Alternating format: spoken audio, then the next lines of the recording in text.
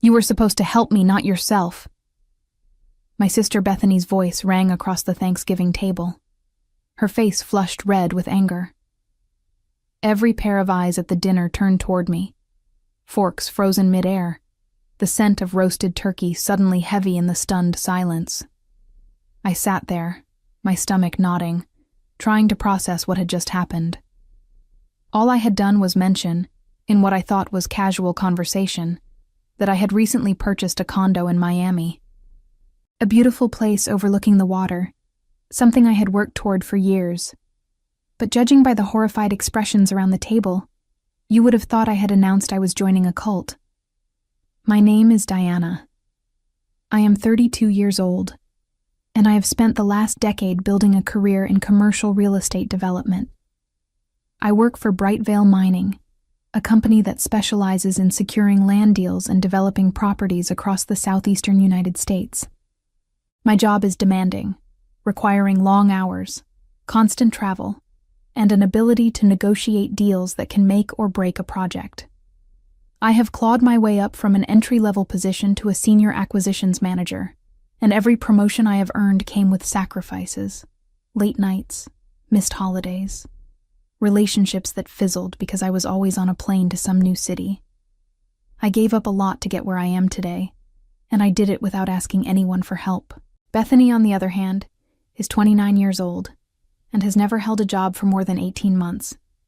She has worked in marketing, public relations, event planning, and a dozen other fields, each time convinced that this was finally the career that would stick. Each time, something went wrong.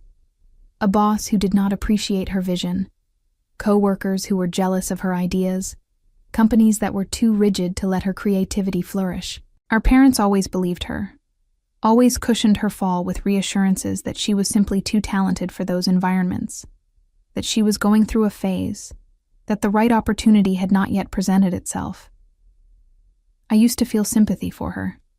I used to think maybe she really was struggling to find her place in the world.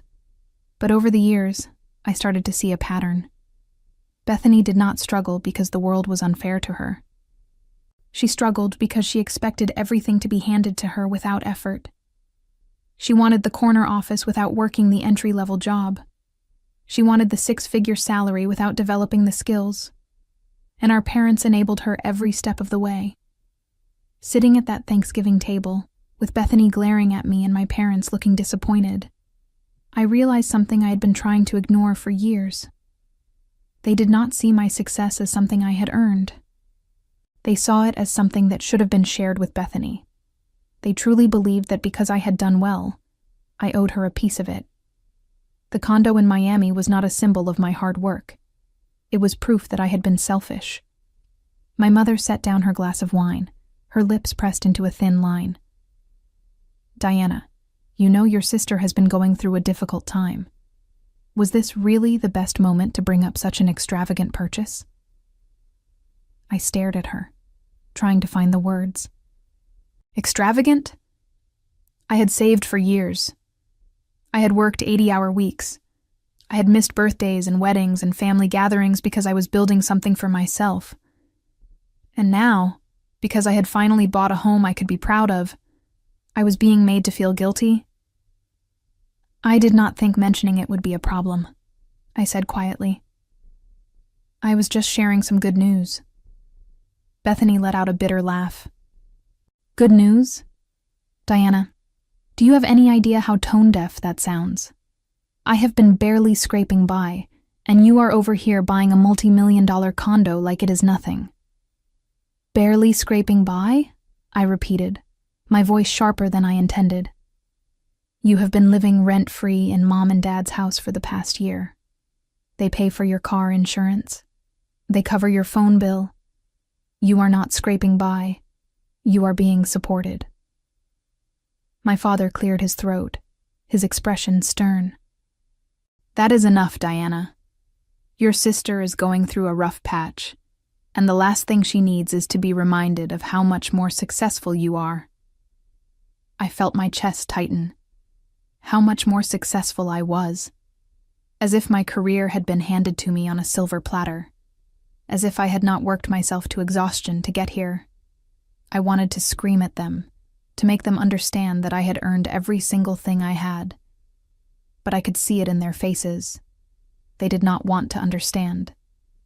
They wanted me to apologize for not making Bethany's life easier.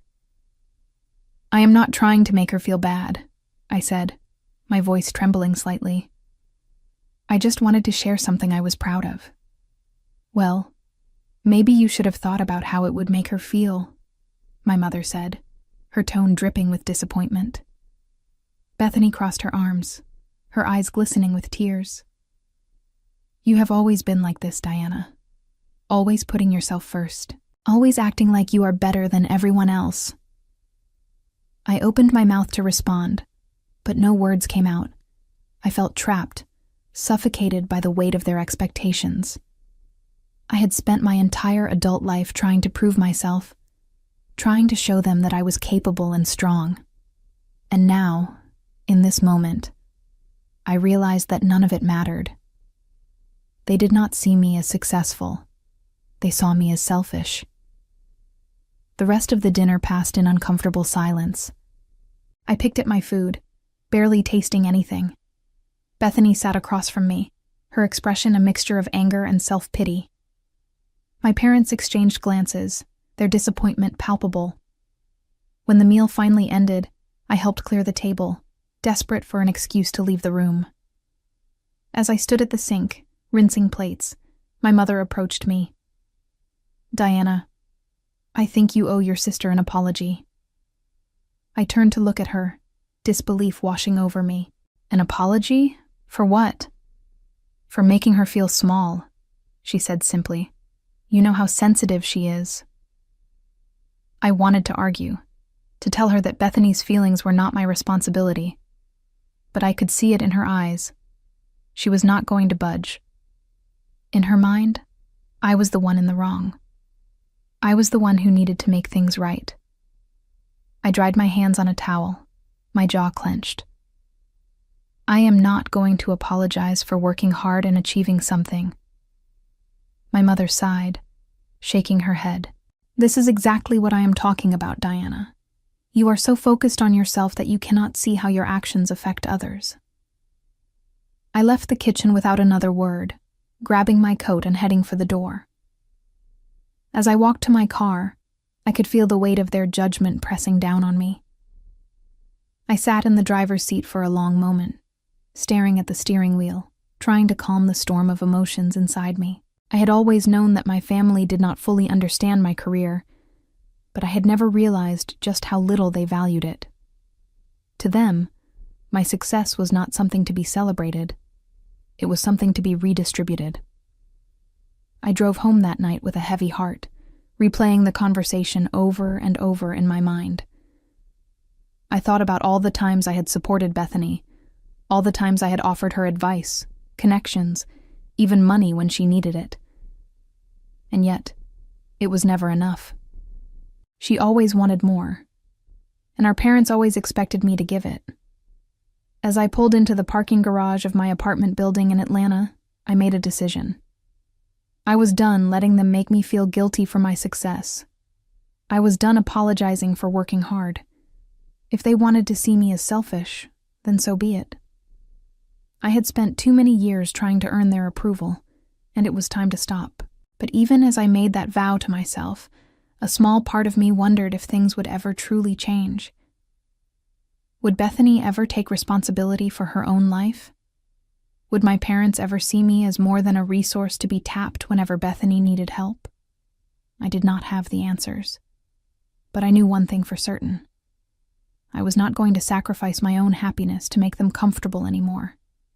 I had worked too hard, sacrificed too much, to let them take that away from me. I thought about every year I scraped my way up in my career while my sister hopped from job to job, always cushioned by our parents' belief that she was just going through a phase.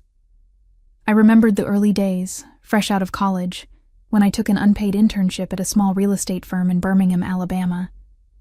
I lived in a cramped studio apartment with 2 roommates, surviving on ramen noodles and black coffee. I worked 12-hour days, filing paperwork, making cold calls, doing whatever menial tasks my supervisors needed. I was determined to prove myself, to show that I was serious about building a career. Bethany, meanwhile, had graduated a year after me with a degree in communications.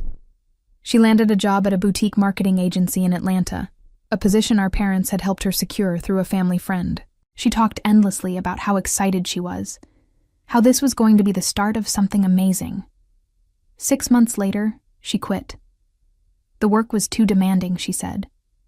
Her boss did not appreciate her creativity. She felt stifled. Our parents consoled her, told her it was okay, that she would find something better. They offered to let her move back home while she figured things out. I was still living in my cramped apartment, still working long hours for little pay, but no one seemed to notice. No one asked how I was doing or if I needed help. My struggles were invisible because I did not complain about them. I just kept pushing forward. Over the next few years, I climbed the ladder slowly and painfully. I earned my real estate license. I started working on small residential deals, then commercial properties. I networked relentlessly, attending industry events even when I was exhausted, building relationships that would eventually lead to bigger opportunities.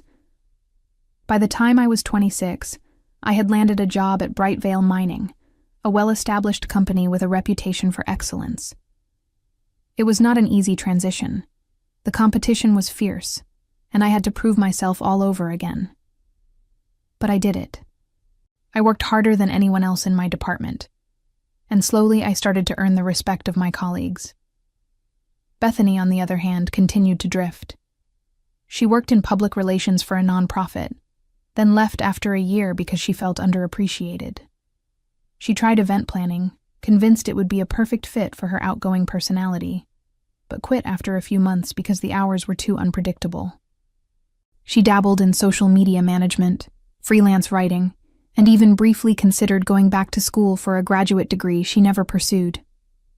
Each time she left a job, our parents reassured her that she was simply too talented for those environments, that she deserved something better. They never questioned whether she was putting in the effort, never suggested that maybe she needed to stick with something long enough to actually build a skill set.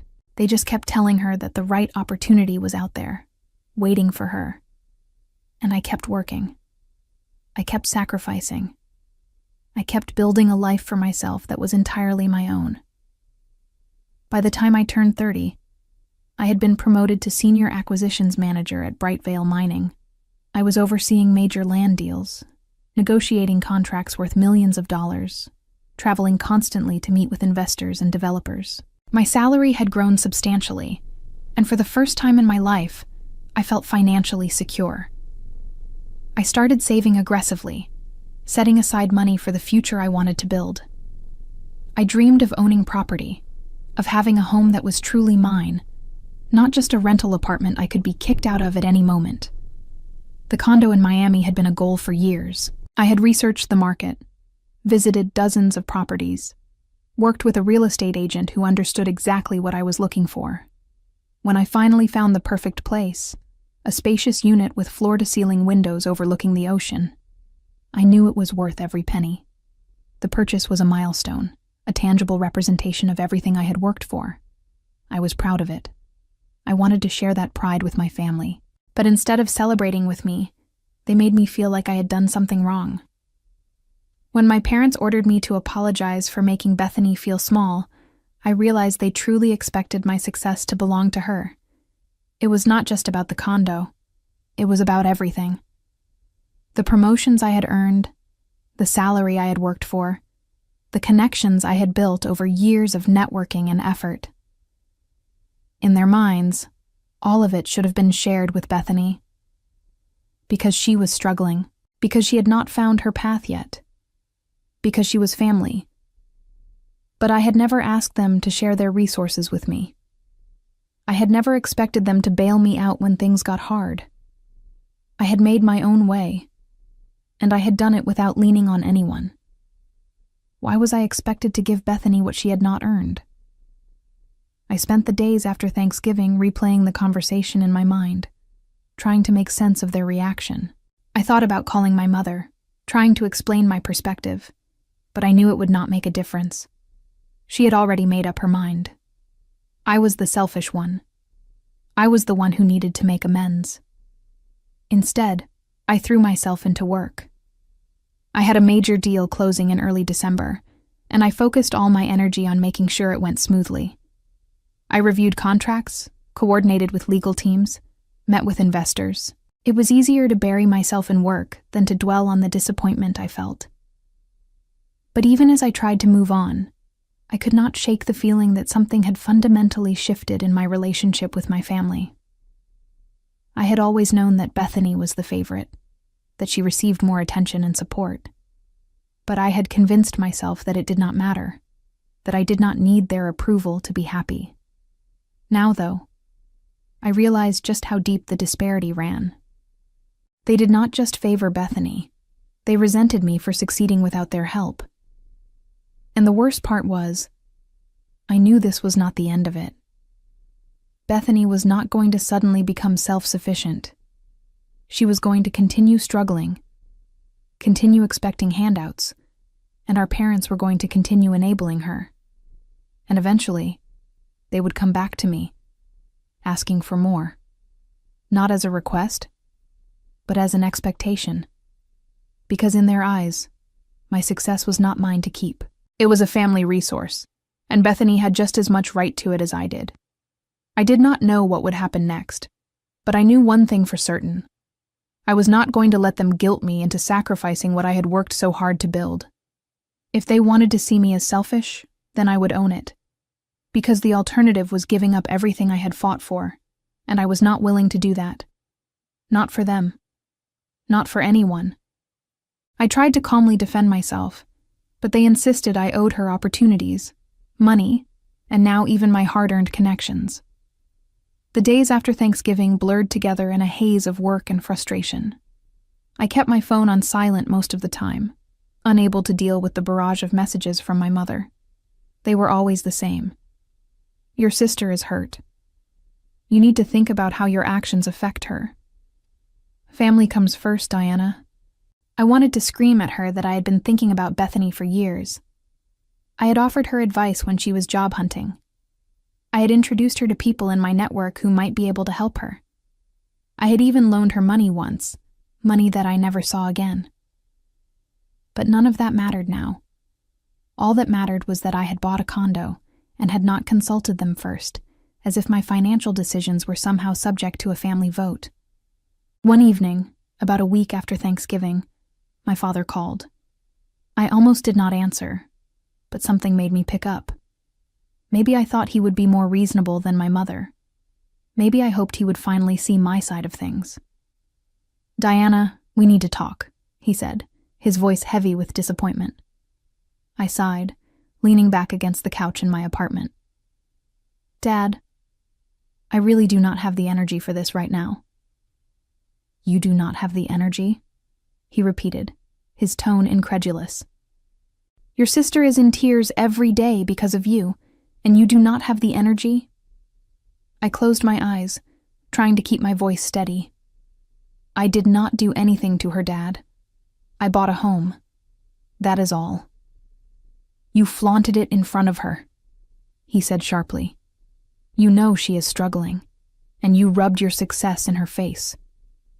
I did not flaunt anything, I shot back, my patience wearing thin. I mentioned it once, in passing. I did not realize I needed your permission to talk about my own life. There was a long silence on the other end of the line. When my father spoke again, his voice was colder. You have always been like this, Diana. Always so focused on yourself. Your mother and I raised you better than that. I felt a lump forming in my throat, but I refused to let him hear me cry. I have worked for everything I have.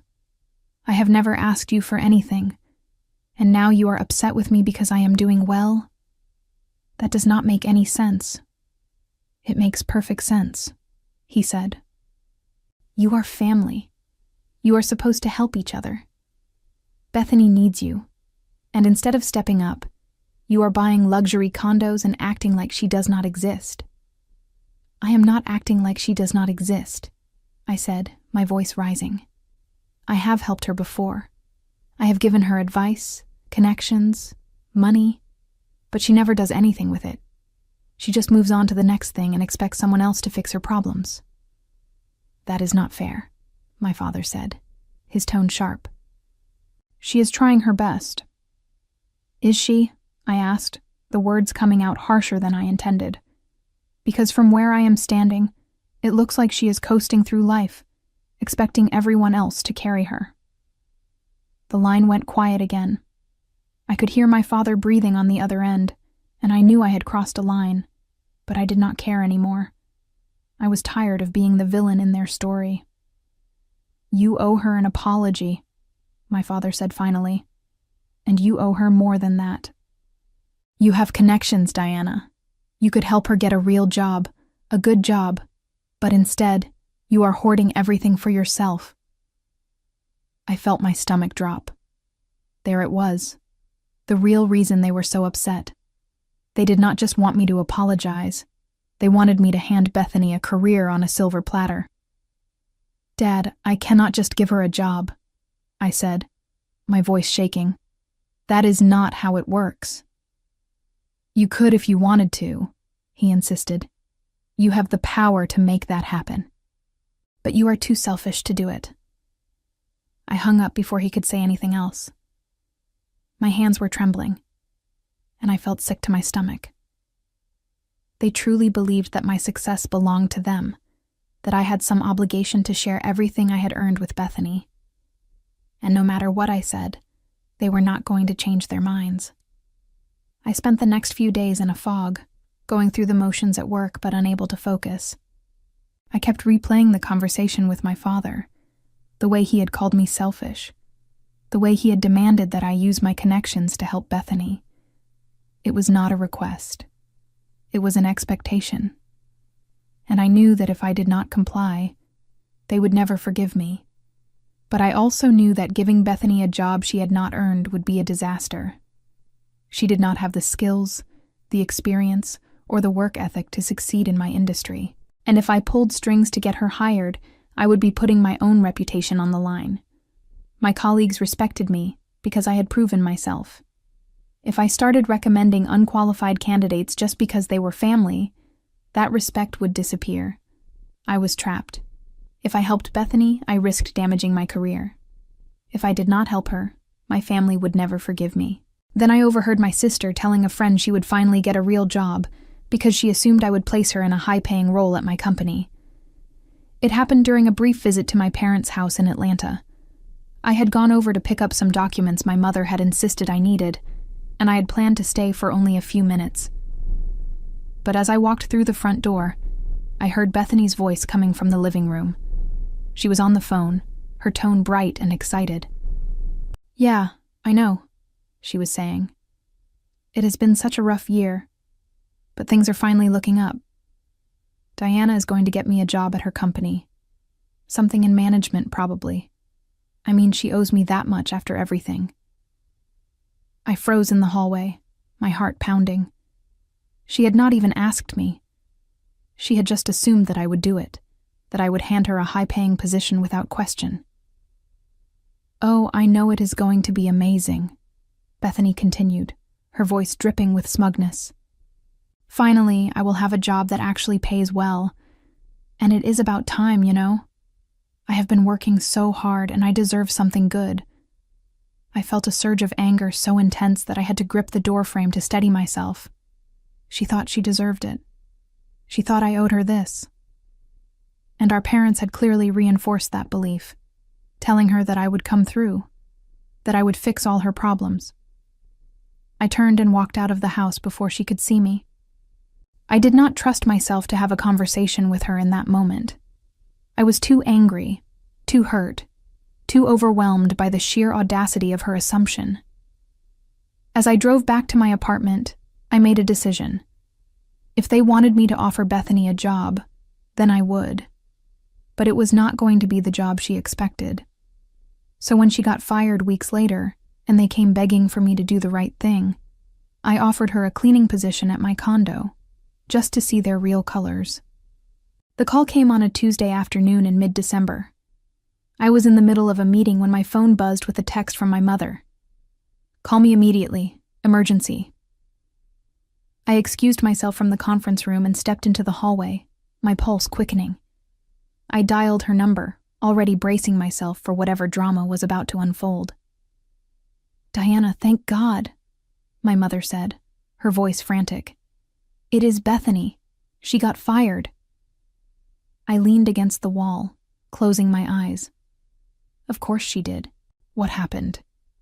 "It does not matter what happened," my mother said quickly. "What matters is that she needs help. She needs a job, Diana, and you are the only one who can give her one." I took a deep breath, trying to keep my voice steady. "Mom, I cannot just create a position for her. That is not how it works." "You can if you want to," she insisted, her tone sharp. "You have the power to make this happen. You owe her this, Diana. After everything, you owe her." There it was again. The expectation that my success was a family asset, something to be distributed according to their needs rather than something I had earned for myself. "I do not owe her anything," I said quietly. "How can you say that?" my mother snapped. "She is your sister. She is family. And right now, she is in trouble. And you are the only one who can help her." I thought about the conversation I had overheard weeks earlier, the smug confidence in Bethany's voice as she told her friend that I was going to hand her a management position. I thought about all the times I had tried to help her, only to watch her squander every opportunity. And I thought about the way my parents had made me feel guilty for working hard and achieving something. "I will help her," I said finally. My mother let out a sigh of relief. "Thank you, Diana. I knew you would come through. But I am not giving her a job at my company," I continued, my voice firm. "I have a different position in mind." There was a pause on the other end of the line. "What do you mean?" "I just bought a condo in Miami," I said. "I need someone to keep it clean, to maintain the property when I am not there. I can offer Bethany a cleaning position.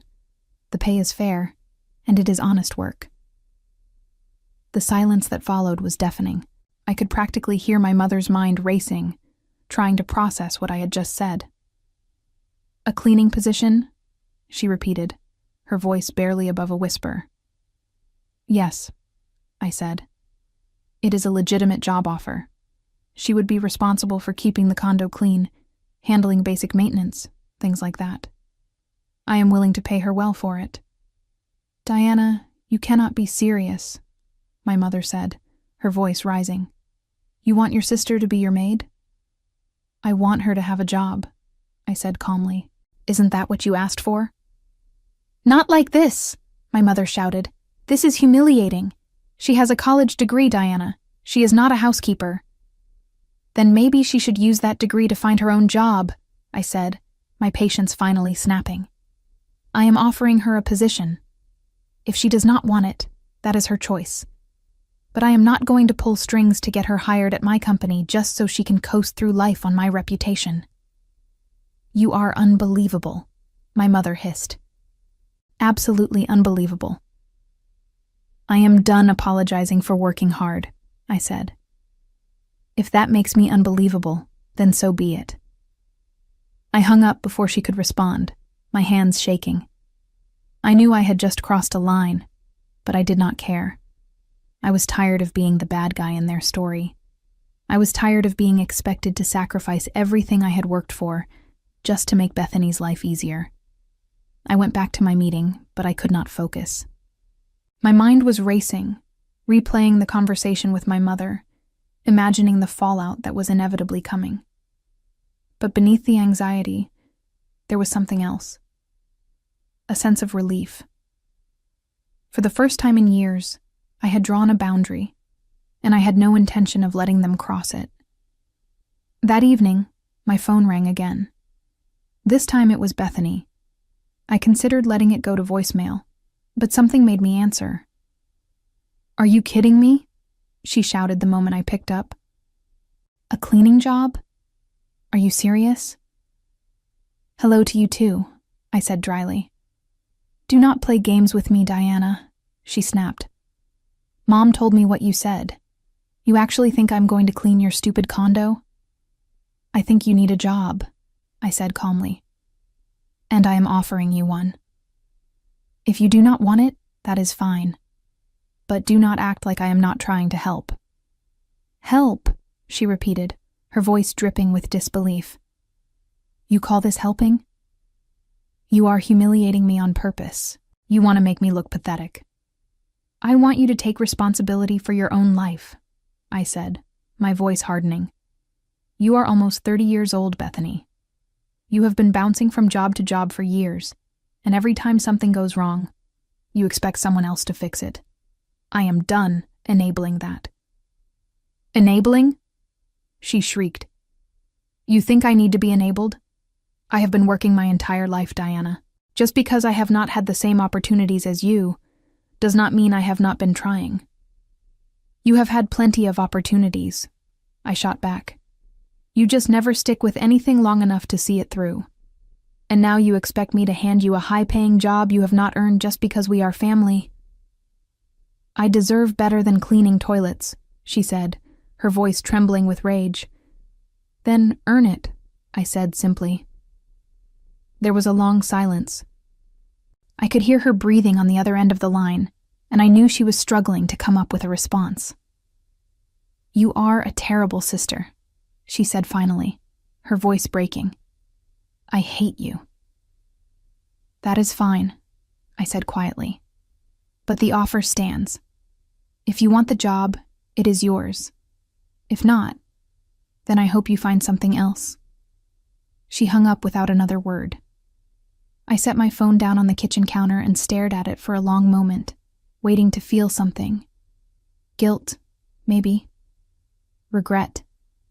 But all I felt was exhaustion. Over the next few days, the messages came flooding in. My father called me a disgrace. My mother sent me long, rambling texts about how I was tearing the family apart. Bethany posted vague messages on social media about being betrayed by the people you trust most. I ignored all of it. I was done defending myself. I was done explaining my choices. If they wanted to see me as the villain, then that was their problem, not mine. But even as I tried to move on, I could not shake the feeling that this was far from over. They were not going to let this go. They were going to keep pushing, keep demanding, keep trying to guilt me into giving Bethany what she wanted. And I knew that eventually, I was going to have to face them again. That moment came sooner than I expected. My sister's jaw dropped and my parents erupted as they realized I had no intention of elevating her above the effort she was willing to put in. It was 2 days before Christmas when they showed up at my apartment in Atlanta. I had just gotten home from work, exhausted from a long day of meetings, when I heard the buzzer. I glanced at the intercom screen and saw my parents standing in the lobby, their faces grim. I considered pretending I was not home, but I knew that would only make things worse. I buzzed them in, my stomach twisting with dread. When I opened the door, my mother pushed past me without a word, her face tight with anger. My father followed, his expression cold and distant. Bethany came in last, her eyes red and puffy from crying. We need to talk, my mother said, her voice sharp. I closed the door and crossed my arms, leaning against the wall. Okay. Talk. You cannot seriously expect Bethany to take that job, my mother said, her tone accusatory. It is degrading, it is humiliating, and it is completely beneath her. It is honest work, I said calmly. There is nothing degrading about it. She has a college degree, my father interjected. She should not be cleaning houses. Then she should use that degree to find a job, I said, my voice hardening. But she does not get to sit around waiting for someone to hand her a career. That is not how the world works. You could help her, my mother said, her voice rising. You have connections, Diana. You could get her a real job, a job that pays well and uses her skills. What skills? I asked, my patience finally snapping. She has been fired from every job she has ever had. She has no experience, No specialized training, and no work ethic. What exactly am I supposed to tell my colleagues? That she is qualified just because she is my sister? You are supposed to help her because she is family, my mother shot back. That is what family does. Family does not mean I have to sacrifice my reputation to cover for her failures, I said, my voice cold. If she wants a job in my industry, she needs to earn it, and that means starting at the bottom, just like I did. Bethany, who had been silent up until now, finally spoke. You think you are so much better than me, don't you? I turned to look at her, my jaw tight. I never said that. You didn't have to, she said, her voice trembling. You have always acted like you are better than everyone else, like you are the only one who works hard, like the rest of us are just lazy and useless. I never said you were lazy, I said quietly. But I am not going to pretend that you have put in the same effort I have. You haven't. Because I haven't had the same opportunities, she shot back. Mom and Dad helped you when you were starting out. They paid for your apartment. They covered your expenses. I stared at her, disbelief washing over me. Are you serious? They never helped me. I lived on ramen noodles for 2 years because I could not afford anything else. I worked unpaid internships and took on jobs no one else wanted just to get a foot in the door. Everything I have, I earned on my own. That is not true, my mother said, her voice defensive. We have always supported you. You supported Bethany, I said, my voice rising. You paid her rent. You bought her car. You covered her bills. I got nothing. Because you didn't need it, my father said, his tone dismissive. You were doing fine on your own. So because I was struggling silently, I didn't deserve help? I asked, my voice shaking with anger. But because Bethany complains constantly, she gets everything handed to her? No one answered. They just stared at me, their faces a mixture of shock and indignation.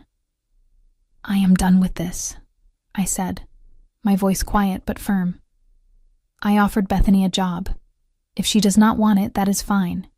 But I am not going to pull strings to get her hired at my company. She needs to figure out her own life. And you need to stop enabling her. You are going to regret this, my mother said, her voice cold. One day, you are going to need us, and we are not going to be there. Good, I said, meeting her gaze. Because I have never needed you before, and I am not going to start now. They left without another word, slamming the door behind them. I stood there in the silence, my heart pounding, my hands shaking. I had just severed ties with my family, and I did not know if there was any way to repair the damage. But as the adrenaline began to fade, I realized something. I did not want to repair it. I was done trying to earn their approval. I was done sacrificing my happiness to make them comfortable. For the first time in my life, I was free. Their panic grew when I calmly explained that my company required qualifications she did not have, and that family entitlement was not a substitute for skill. Over the next few weeks, the messages continued. My mother sent me long emails, alternating between guilt trips and outright accusations. My father left voicemails, his voice heavy with disappointment. Bethany posted passive-aggressive messages on social media, clearly hoping I would see them and feel guilty. But I didn't. I felt lighter than I had in years. At work, I threw myself into a new project, a major land acquisition deal that required all my focus and energy. I spent long hours at the office, coordinating with legal teams, negotiating with investors, and reviewing contracts. It was exhausting, but it was also exhilarating. I was good at my job, and I did not need anyone's validation to know that. One afternoon in early January, I received an email from Bethany. The subject line read, "Please read this." I hesitated before opening it, unsure if I wanted to subject myself to another round of accusations. But curiosity got the better of me, and I clicked on the message. "Diana," it began, "I know things have been really hard between us, and I know you probably do not want to hear from me. But I need you to understand something. I am not asking you for a handout. I am not asking you to give me something I have not earned. I am just asking you to give me a chance. I know I have made mistakes, and I know I have not always made the best decisions. But I am trying. I am really trying. And I just need someone to believe in me. Please, Diana, just give me one chance. I read the email 3 times, trying to decide how I felt about it. Part of me wanted to believe her, to think that maybe she had finally realized what she needed to do. But another part of me, the part that had been burned too many times, could not shake the feeling that this was just another manipulation. I did not respond, not because I wanted to be cruel, but because I knew that anything I said would only lead to more arguments, more guilt, more demands. I was done being dragged into their drama. A few days later, I received a call from a number I did not recognize. I almost did not answer, but something made me pick up. Diana, a woman's voice said. This is Patricia, from Hollowgate Systems. I work in human resources. My stomach sank. Hollowgate Systems was one of the companies my firm frequently partnered with on development projects. I had a professional relationship with several people there, and the last thing I needed was for my family drama to spill over into my work life. Yes, this is Diana, I said cautiously. I am calling because we received a resume from someone claiming to be your sister, Patricia said. A Bethany. She listed you as a reference and said you could vouch for her qualifications. I closed my eyes, my jaw clenching. Of course she did. What position is she applying for? I asked, already dreading the answer. Senior Marketing Coordinator, Patricia said. It is a mid-level management role. She said she has extensive experience in marketing and public relations. I let out a slow breath, trying to keep my voice steady. Patricia, I appreciate you calling me, but I cannot vouch for her qualifications. She does not have the experience for a role like that, and I would not feel comfortable recommending her. There was a pause on the other end of the line. I see. Well, thank you for your honesty. I will make a note of that in her file. Thank you, I said quietly. I hung up, my hands trembling. Bethany had not just assumed I would help her. She had actively used my name to try to get a job she was not qualified for, and if I had not been honest with Patricia, she could have gotten hired, only to fail spectacularly and damage my reputation in the process. I was furious, not just at Bethany, but at my parents for enabling this behavior, for making her believe that she could skate through life on other people's efforts. That evening, I received a text from my mother. How could you? I stared at the message, my anger boiling over. I typed out a response, my fingers flying across the screen. How could I what? Tell the truth? Refuse to lie for her? I am not going to put my career on the line just because she thinks she deserves a job she has not earned. She needs to take responsibility for her own life, and you need to stop making excuses for her. I hit send before I could second-guess myself. Almost immediately, my phone rang. It was my mother. I let it go to voicemail. She called again. And again. I turned my phone off and set it on the kitchen counter, my chest tight with anger and exhaustion. As they stormed off in outrage, I enjoyed the rare quiet of knowing I had finally drawn a boundary they could not step over again. The days that followed were eerily silent. No calls, no texts, no passive-aggressive social media posts. It was as if my family had collectively decided that I no longer existed. And to my surprise, I did not mind. In fact, I felt a sense of relief I had not experienced in years. I spent the next few weeks focusing on myself. I finalized the details on my Miami condo, working with an interior designer to furnish it exactly the way I wanted. I traveled there for a long weekend, standing on the balcony overlooking the ocean, breathing in the salty air, feeling a sense of accomplishment that no one could take away from me. This was mine. I had earned it. And I was not going to apologize for it. At work, my latest deal closed successfully, and my boss pulled me aside to congratulate me. "You have been absolutely killing it lately," he said, clapping me on the shoulder. "Keep this up, and we will be talking about a promotion soon." I smiled, feeling a surge of pride. This was what mattered. Not my family's approval, not their expectations. My own success, my own achievements. But the peace did not last. In late January, I received a message from an old college friend, Vanessa, who still lived in Atlanta and occasionally ran into my family at social events. "Hey, just wanted to give you a heads up," she wrote. "I saw your sister at a coffee shop yesterday, and she was telling everyone who would listen about how you abandoned her in her time of need. She is making you sound like a monster. Just thought you should know." I sighed, setting my phone down. Of course she was.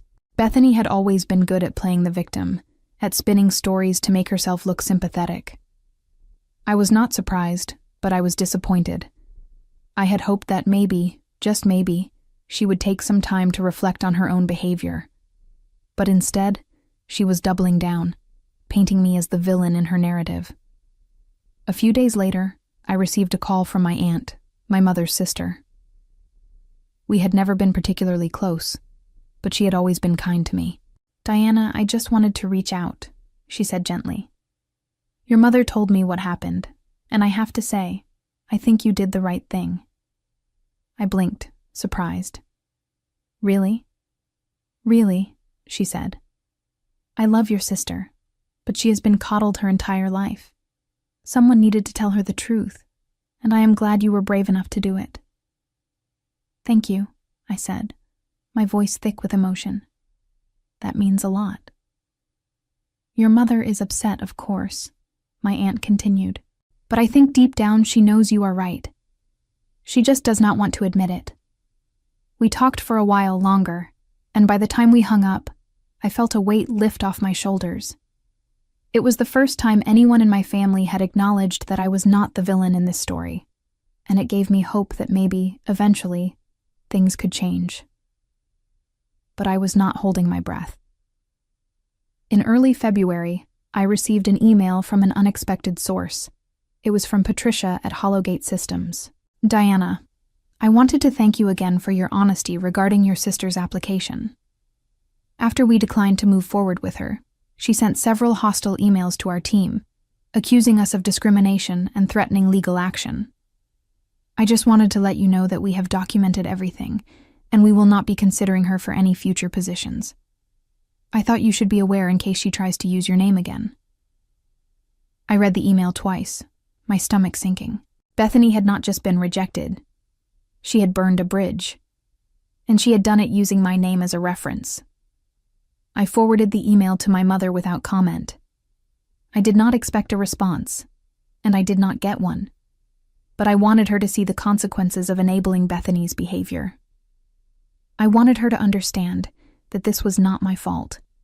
This was the result of years of coddling, years of making excuses, years of refusing to hold Bethany accountable for her own actions. A week later, I received a call from Bethany. I almost did not answer, but something made me pick up. "Diana," she said, her voice small and shaky. "Can we talk?" "About what?"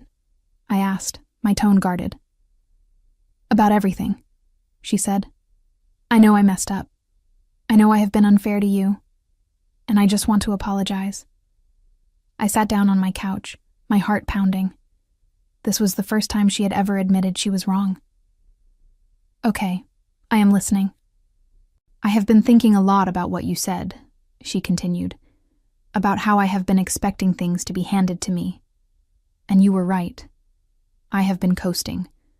I have been blaming everyone else for my problems instead of taking responsibility. And I am sorry." I wanted to believe her. I wanted to think that maybe she had finally had a moment of self-awareness. But I had been down this road before. I had heard apologies, seen tears, watched her promise to do better, only to see her fall back into the same patterns. "What are you going to do differently?" I asked quietly. "I am going to get my act together," she said. I am going to find a job on my own. I am going to stop expecting everyone else to fix my life, and I am going to prove to you that I can do this. I hope you do, I said sincerely. But you need to understand something, Bethany. I am not going to keep rescuing you. You need to figure this out on your own. I know, she said, her voice breaking. And I will. We talked for a few more minutes, and when we hung up, I felt a strange mix of hope and skepticism. I wanted to believe that she was serious, that she was finally ready to change. But only time would tell. Over the next few months, I heard updates from my aunt. Bethany had found a job as an administrative assistant at a small firm. It was not glamorous, and it did not pay particularly well. But she was showing up every day. She was learning. She was trying. My parents, meanwhile, had gone quiet. My aunt mentioned that they were struggling to accept that they had been enabling Bethany for years, that their approach had done more harm than good. It was a difficult realization, and I knew it would take time for them to process it. As for me, I was thriving. My promotion came through in April, and with it came a significant raise and more responsibility. I spent more time in Miami, enjoying the condo I had worked so hard to afford. I made new friends, explored the city, and built a life that was entirely my own. One evening in late May, I was sitting on my balcony in Miami, watching the sun set over the ocean, when my phone buzzed with a text from Bethany. "Thank you for not giving up on me," it read. "I know I do not deserve your forgiveness, but I hope one day I can earn it." I smiled, typing out a response. "You are on the right track. Keep going." It was not a full reconciliation. There was still a lot of hurt, a lot of damage that would take years to repair. But it was a start. And for the first time in a long time, I felt hopeful about the future. As I sat there, watching the sky turn shades of pink and orange, I thought about everything that had happened. The accusations, the arguments, the hurt. And I realized that drawing that boundary, as painful as it had been, was the best thing I could have done. Not just for me, but for Bethany too. She needed to learn that success was not handed out. It was earned. And I needed to learn that I did not owe anyone my achievements. I took a sip of my wine, feeling the ocean breeze on my face, and allowed myself to enjoy the moment. I had worked hard for this. I had sacrificed for this, and I was not going to let anyone take it away from me. Bethany's trajectory over the following year was a slow, humbling descent. She struggled to keep the administrative assistant job, often calling in sick or showing up late. By autumn, she was let go for repeated absences. My parents tried to cushion her fall once more, offering to let her stay at home indefinitely, but their financial situation had worsened. My father had retired, and their savings were stretched thin. They could no longer afford to subsidize her lifestyle. She took a series of part-time jobs, retail positions mostly, where her college degree meant nothing. She worked at a boutique, a coffee shop, and eventually a grocery store. Each job was a reminder of the opportunities she had squandered, the bridges she had burned. Her social media posts, once filled with selfies and brunch photos, became sporadic and subdued.